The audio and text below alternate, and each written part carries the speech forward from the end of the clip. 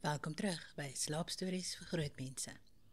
Ons is natuurlik julle gunsteling potgooi om na te luister, so asseblief gee ons reviews en 'n paar sterre daar. As julle 'n paar sente het wat rond lê, ons sal dit beslis van julle afvat in ons donasieblokkie. En borge, kom aan, laat ons mense vertel wat julle kan offer.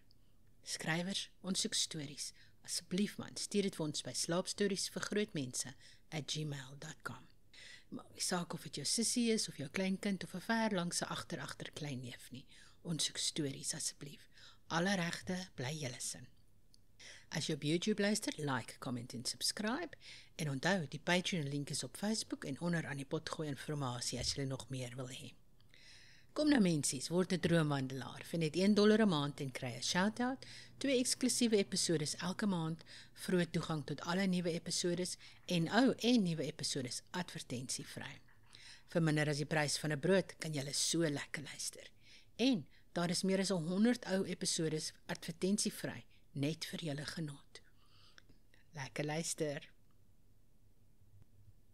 Vanaand lees ons weer 'n lekker storie deur Arthur Conan Doyle uit Round the Fire Stories, Die Geseelde Kamer.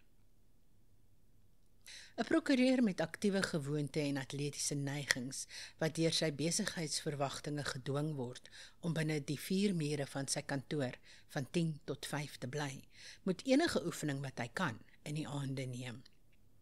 Dit is waarom ek die gewoonte gehad het om 'n baie lang nagtelike uitstappie te geniet, waarin ek die hoogtes van Hampstead en Highgate opgesoek het om my stelsel van die onsuiwer lug van Apchurch Lane te reinig.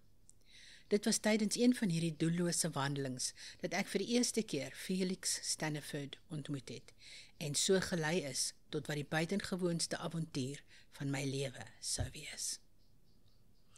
Een aand, dit was in April of vroeë Mei van die jaar 1894, het ek my pad na die uiterste noordelike rand van Londen gemaak en het ek afgeloop in een van daardie pragtige lanings van hoë baksteen villahuise wat die groot stad gedurig verder en verder in die platland indruk. Dit was 'n pragtige helder lentenag. Die maan het geskyn uit 'n onbewolkte hemel en ek, wat reeds baie kilometer agter my gelaat het, was geneig om stadig te loop en rond te kyk. In hierdie beskoulike by is my aandag getrek deur een van die huise toe ek verbystap. Dit was 'n baie groot gebou wat in sy eie gronde gestaan het, 'n bietjie terug van die pad. Dit was modern in voorkoms, maar tog was dit baie minder so as sy bure, wat almal grof en pynlik nuut was. Hulle simmetriese lyn is gebreek deur die gaping wat veroorsaak is deur die laurier besaaide grasperk, met die groot donker somber huis wat op die agtergrond verhuis het. Duidelik was dit die plattelandse terugtrekoord van een of ander welgestelde handelaar, gebou, miskien toe die naaste straat 'n myl weg was, en nou geleidelik ingehaal en omring word deur die rooi baksteen tentakels van die Londense seekat.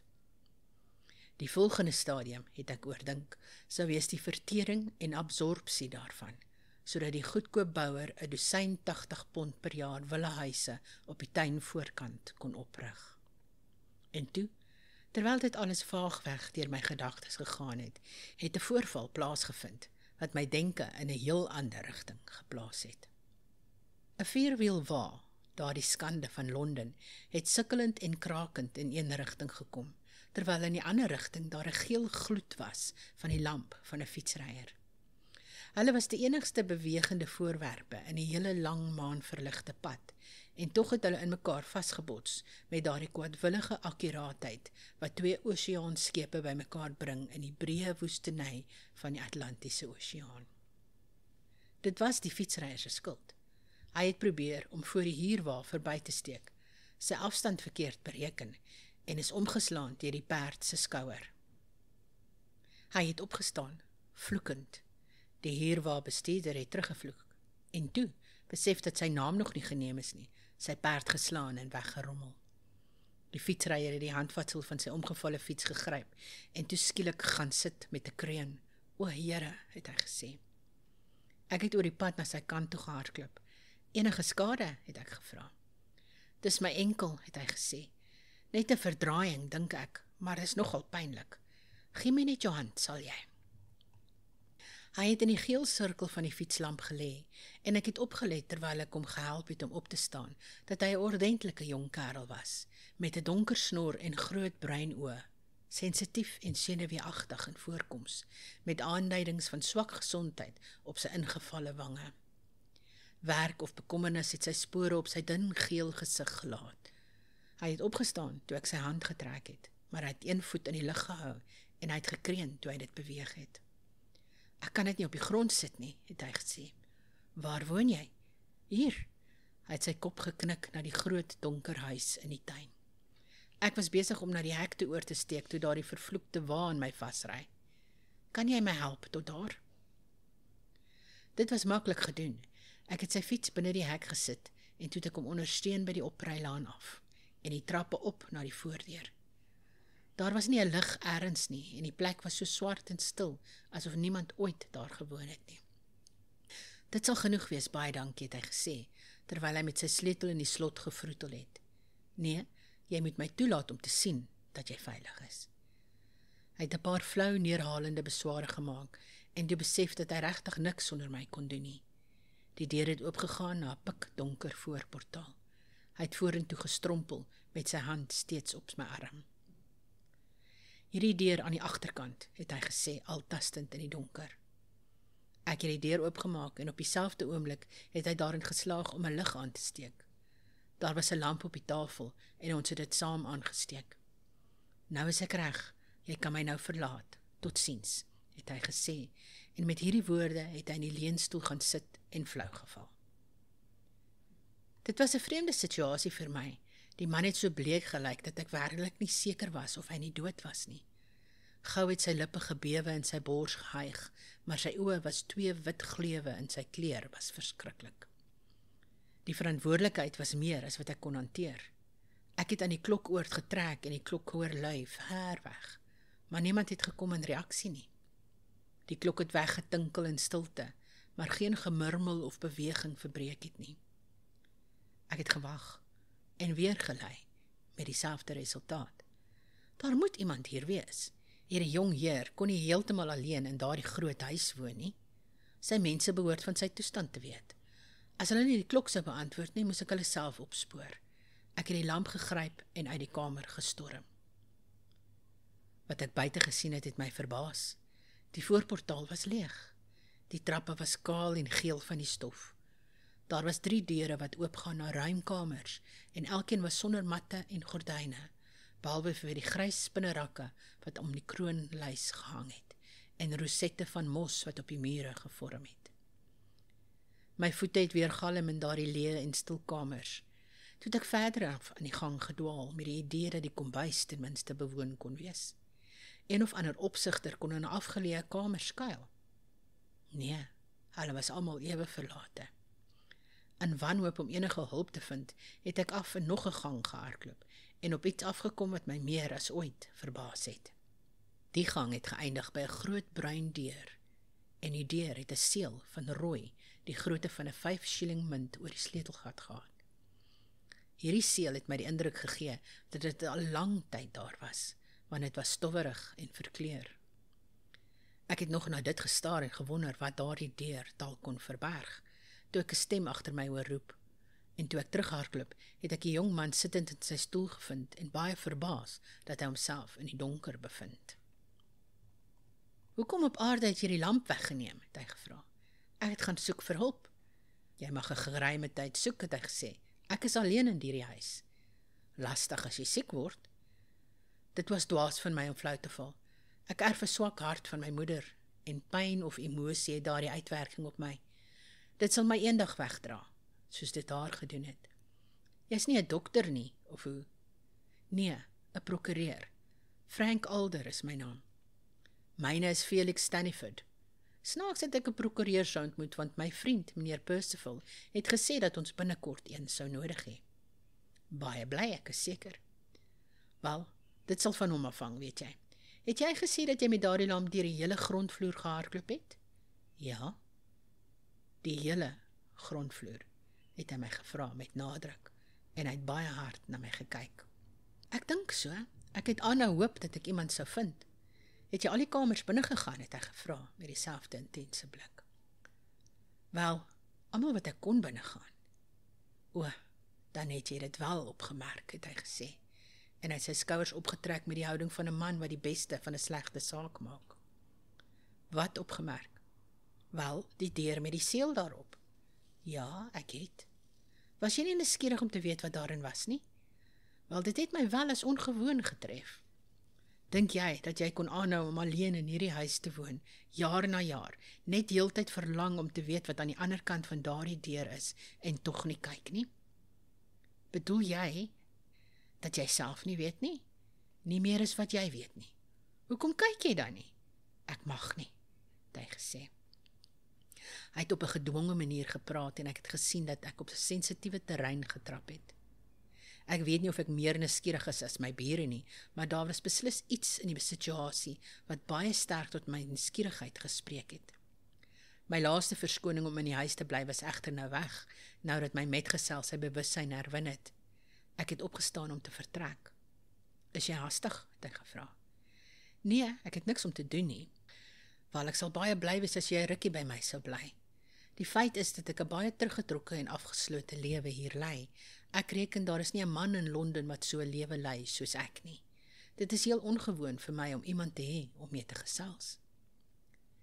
Ek het rondgekyk na die klein kamer, karig gemeubileer, met 'n slaapbank aan een kant. Toe het ek gedink aan die groot kaal huis en die onheilspellende deur met die verkleurde rooi seël daarop.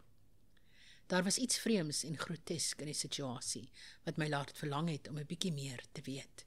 Miskien sou ek, as ek gewag het. Ek het hom vertel dat ek baie gelukkig sou wees om dit te doen. Jy sal die drank in 'n glas op die sytafel vind. Jy moet my verskoon as ek nie as gasheer kan optree nie, maar ek kan nie oor die kamer kom nie. Daardie is sigare in die bakkie daar. Ek sal self een neem, ek dink. En so is jy 'n prokureur, meneer Alder. Ja. En ek is niks. Ek is daar die mees hulpelose van lewende wesens, die seun van 'n miljonair. Ek is grootgemaak met die verwagting van groot rykdom, en hier is ek, 'n arm man sonder enige beroep. En dan boop dit alles word ek gelaat met hierdie groot herehuis op my hande, wat ek onmoontlik kan onderhou. Is dit nie 'n absurde situasie nie?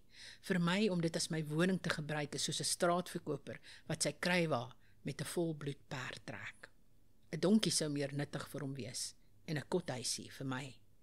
Maar hoekom verkoop jy nie die huis nie, het ek gevra. Ek mag nie. Verhuur dit dan. Ek mag dit ook nie doen nie. Ek het verward gelyk en my metgesel het geglimlag. Ek sal jou vertel hoe dit is, as dit jou nie sou verveel nie, het hy gesê. Inteendeel, ek is besonders geïnteresseerd. Ek dink, na jou vriendelike aandag aan my, kan ek nie minder doen as om enige nuuskierigheid wat jy mag voel, te verlig nie. Jy moet weet dat my vader, Stanislaus Staniford, die bankier was. Staniford die bankier. Ek het die naam dadelik onthou. Sy vlug uit die land, so wat 7 jaar tevore, was een van die skandale en sensasies van daardie tyd. Ek sien dat jy onthou, het my metgesel gesê. My arme vader het die land verlaat om talle vriende te vermy, wie se spaargeld hy in 'n onsuksesvolle belegging belê het. Hy was 'n senuweeagtige, sensitiewe man, en die verantwoordelikheid het sy verstand heeltemal omvergewerp. Hy het geen wetlike oortreding begaan nie, dit was suiwer 'n kwessie van sentiment. Hy wou nie eens sy eie familie in die gesig kyk nie, en hy het tussen vreemdelinge gesterf, sonder om ooit vir ons te laat weet waar hy was. Hy is dood, het ek gesê. Ons kon nie sy dood bewys nie, maar ons weet dat dit so moet wees, want die beleggings het weer reggekom, en so daar was geen rede waarom hy nie enige man in die gesig kon kyk nie. Hy sou teruggekeer het as hy nog lewe, maar hy moes in die laaste 2 jaar gesterf het. Hoekom in die laaste 2 jaar? Omdat ons 2 jaar gelede van hom gehoor het. Het hy julle toe nie vertel waar hy gewoon het nie? Die brief het uit Parys gekom, maar geen adres is gegee nie. Dit was toe my arme moeder gesterf het. Hy het toe aan my geskryf met sekere instruksies en advies, en ek het nooit weer van hom gehoor nie. Het julle voorheen gehoor? O ja, ons het voorheen gehoor, en dit is waar ons raaisel van die geseelde deur, waarop jy vanaand afgekom het, sy oorsprong het. Gee my daardie leer aan asseblief. Hier het ek my vader se briewe, en jy is die eerste man, behalwe meneer Percival, wat hulle gesien het. Wie is meneer Percival, as ek mag vra? Hy was my vader se vertroulike klerk en hy het voortgegaan om die vriend en raadgewer van my moeder en toe van myself te wees. Ek weet nie wat ons sonder Percival sou gedoen het nie. Hy het die briewe gesien, maar niemand anders nie.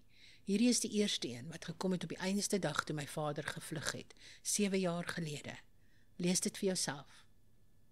Dit is die brief wat ek gelees het. My allerliefste vrou. Sedert Sir William my vertel het hoe swak jou hart is en hoe skadelik enige skok kan wees, het ek nooit met jou oor my sake gepraat nie. Die tyd het gekom wat ek ten minste van alle risiko's nie langer kan vermy om jou te vertel dat dit sleg gaan met my sake nie. Dit sal veroorsaak dat ek jou vir 'n kort tydjie moet verlaat, maar is met die absolute versekering dat ons mekaar baie gou weer sal sien.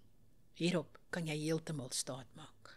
Ons skeiding is net 'n baie kort tyd, my liefling, so moenie dat dit jou ontstel nie, en bovenal moenie dat dit jou gesondheid benadeel nie, want dit is wat ek bo alles wil vermy. Nou het ek 'n versoek om te verrig, en ek smeek by jou alles wat ons saambind, om dit presies uit te voer soos ek jou vertel. Daar is seker dinge wat ek wil hê niemand moet sien in my donker kamer nie. Die kamer wat ek gebruik vir fotografiese doeleindes aan die einde van die tuingang. Om enige pynlike gedagtes te voorkom, kan ek jou eens en vir altyd verseker, liefling, dat daar niks is waaroor ek my hoef te skaam nie. Maar tog wil ek nie hê dat jy of Felix daardie kamer moet binnegaan nie. Dit is gesluit, en ek smeek jou om wanneer jy hierdie ontvang, onmiddellik 'n seël oor die slot te plaas en dit so te laat. Moenie die huis verkoop of verhuur nie, want in beide gevalle sal my geheim ontdek word. Solank jy of Felix in die huis is, weet ek dat julle aan my wense sal voldoen. Wanneer Felix 21 is, mag hy die kamer binnegaan, nie vroeër nie. En nou, totsiens my eie beste van vroue. Gedurende ons kort skeiding kan jy meneer Percival raadpleeg oor enige saak wat mag ontstaan. Hy het my volle vertroue. Ek haat dit om Felix en jou te verlaat, selfs vir 'n tyd, want daar is regtig geen keuse nie. Vir ewig en altyd, jou liefdevolle man, Stanislaus Staniford, 4 Junie 1887. Hierdie is 'n baie private familiesaak wat ek op jou afdwing het, my metgesel verontskuldigend gesê. Jy moet dit beskou as iets wat in jou professionele hoedanigheid gedoen word. Ek wou al jare lank hieroor praat. Ek voel geëerd deur jou vertroue, het ek geantwoord, en besonder geïnteresseerd in die feite. My vader was 'n man wat bekend was vir sy byna sieklike liefde vir die waarheid. Hy was altyd pedanties akkuraat. Wanneer hy dus gesê het hy hoop om my moeder baie gou te sien, en wanneer hy gesê het hy niks het om skaam te wees in daardie donker kamer nie, kan jy daarop staat maak dat hy dit bedoel het. Wat kan dit dan wees, het ek uitgebars. Nog my moeder, nog ek kon dit voorstel. Ons het sy wense tot die letter uitgevoer en die seël op die deur geplaas. Daar was dit al die tyd. My moeder het 5 jaar na my vader se verdwyning geleef, alhoewel al die dokters destyds gesê dat sy nie lank sou leef nie. Haar hart was verskriklik siek. Gedurende die eerste paar maande het sy 2 briewe van my vader ontvang. Beide het die Parys posmerk gehad, maar geen adres nie. Hulle was kort en met dieselfde strekking, dat hulle gou herenig sal word en dat sy nie ontsteld moes wees nie. Toe was daar 'n stilte wat geduur het tot haar dood, en toe het daar 'n brief gekom na my, van so 'n private aard, dat ek dit nie aan jou kan wys nie, waarin hy my smeek om nooit sleg van hom te dink nie, my baie goeie raad gee, en sê dat die verseeling van die kamer van minder belang was nou, as gedurende die leeftyd van my moeder, maar dat die opening steeds pyn aan ander kon veroorsaak, en dat hy daarop gedink het, dat dit die beste sou wees as dit uitgestel word tot my 21ste jaar, want die verloop van tyd se dinge makliker maak. In die tussentyd het hy die sorg van die kamer aan my toe vertrou, so nou kan jy verstaan hoe dit is, dat alhoewel ek 'n baie arm man is, dat ek hierdie groot huis nie kan verhuur of verkoop nie. Jy kan dit onder verband plaas. My vader het dit reeds gedoen. Dit is 'n uiters vreemde stand van sake. My moeder en ek is geleidelik gedwing om die meubels te verkoop en die bediendes te laat gaan, totdat ek nou, soos jy sien, onversorg in 'n enkele kamer woon. Maar ek het nog net 2 maande. Wat bedoel jy? Wel, dat ek oor 2 maande mondig word. Die eerste ding wat ek gaan doen, is om daardie deur oop te maak, en die tweede, om van die huis ontslae te raak. Hoekom sou jou vader aangehou het om weg te bly, wanneer hierdie beleggings hulle self herstel het? Hy moet dood wees. Jy sê dat hy geen wetlike oortreding begaan het toe hy die land ontvlug het nie. Geen. Hoekom sou hy nie jou moeder saamgeneem het nie? Ek weet nie. Hoekom sou hy sy adres verberg het? Ek weet nie. Hoekom sou hy nie jou moeder toelaat om te sterf en begrawe te word sonder om terug te kom? Ek weet nie. My liewe Heer, het ek gesê, as ek met die openhartigheid van 'n professionele raadgewer mag praat, sou ek sê dat dit baie duidelik is dat jou vader die sterkste rede gehad het om uit die land te bly, en dat, as niks teen hom bewys is nie, hy ten minste gedink het dat iets bewys kon word, en geweier het om homself binne die mag van die wet te plaas. Sekerlik moet dit duidelik wees, want op watter ander moontlike manier kan die feite verklaar word? My metgesel het nie my voorstel in goeie gees aanvaar nie. Jy het nie die voordeel gehad om my vader te ken nie, meneer Alder, het hy koud gesê.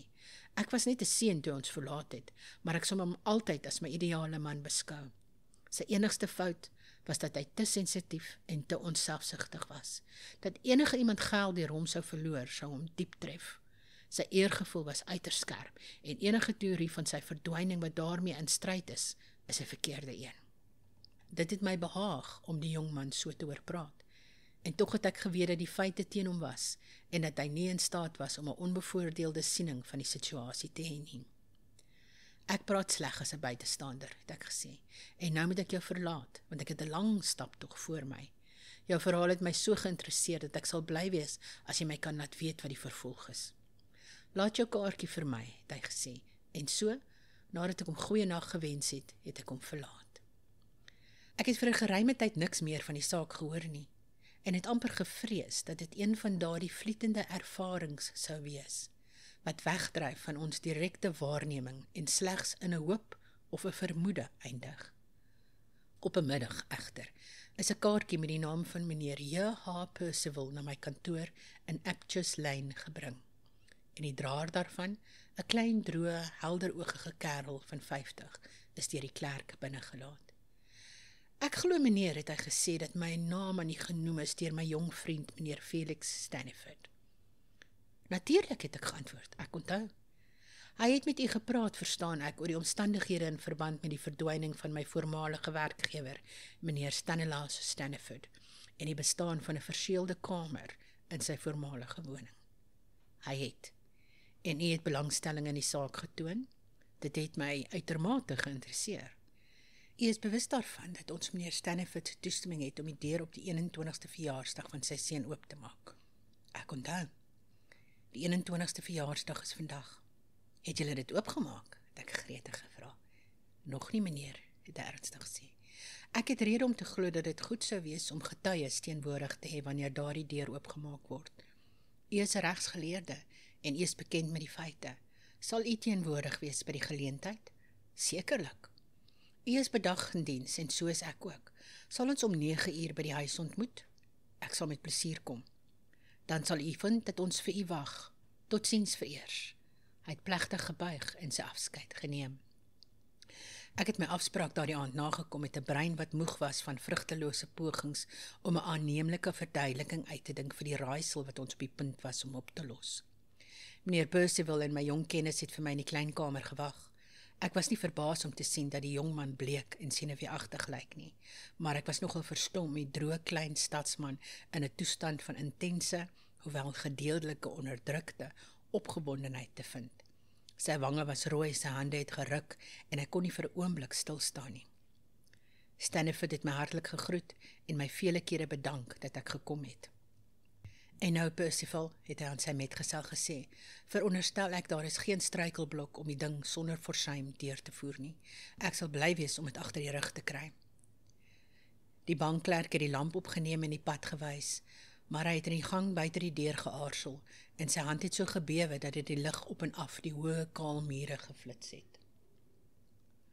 Meneer Staniford, het hy in 'n krakende stem gesê, ek hoop u sal jouself voorberei in geval enige skok op die wag wanneer daardie seël verwyder word en die deur oopgemaak word. Wat sou daar kon wees, Percival, jy probeer my bang maak?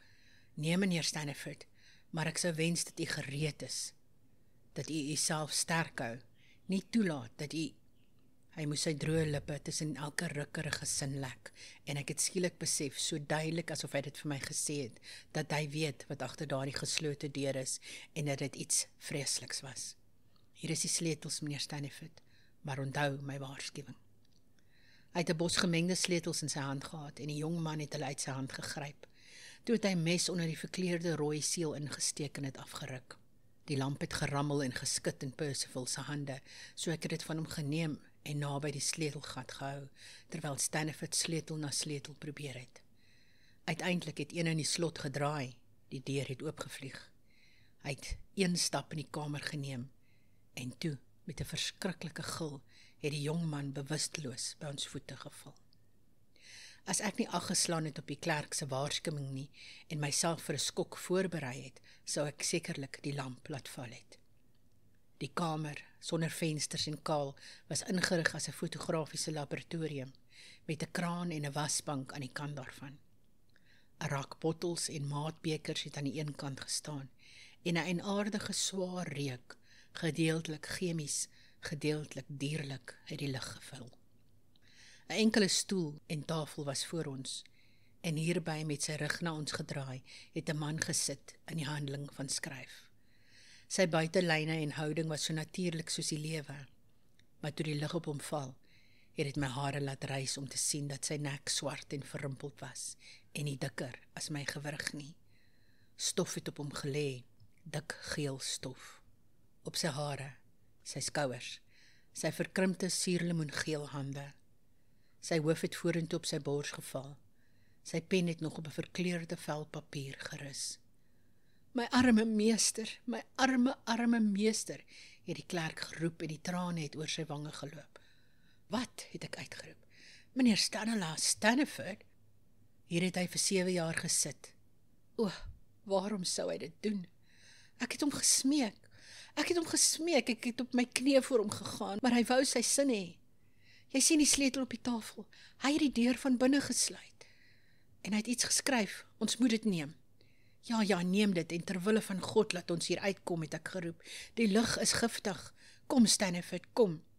Elkeen met 'n arm het ons die verskriklike man half gelei en half gedra terug na sy eie kamer.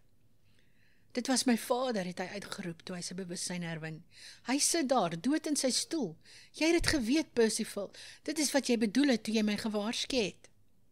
Ja, ek het dit geweet, meneer Stanifoot. Ek het deurgaans opgetree soos ek gedink het is die beste, maar my posisie was verskriklik moeilik. Vir 7 jaar het ek geweet dat jou vader dood was in daardie kamer. Jy het dit geweet en nooit vir ons gesê nie. Moenie hard wees met my nie, meneer Stanifoot. Maak toegewings vir 'n man wat 'n moeilike rol moes speel. My kop draai, ek kan dit nie begryp nie. Hy het opgestrompel en homself gehelp by die brandewynbottel. Hierdie briewe aan my en aan myself, was hulle vervalsings. Nee meneer, jou vader het hulle geskryf en geadresseer, en hulle in my sorg gelaat om gepos te word. Ek het sy instruksies tot op die letter gevolg en alles. Hy was my meester, en ek het hom gehoorsaam. Die brandewyn het die jong man se geskokte senuwees versterk. Vertel my daarvan, ek kan dit nou verdra, het hy gesê. Wel, meneer Stanifoot, jy weet dat daar op 'n tyd 'n periode van groot moeilikheid oor jou vader gekom het, en hy het gedink dat baie arme mense hulle spaargeld sou verloor deur sy skuld. Hy was 'n man wat so saghartig was, dat hy nie die gedagte kon verdra nie. Dit het hom bekommer en gepynig, totdat hy besluit het om sy lewe te beëindig. O, meneer Stanifoot, as jy geweet het hoe ek hom gesmeek het, en met hom geworstel het daaroor, sou jy my nooit blameer nie. En hy het op sy beurt my gesmeek soos geen man my ooit tevore gesmeek het nie.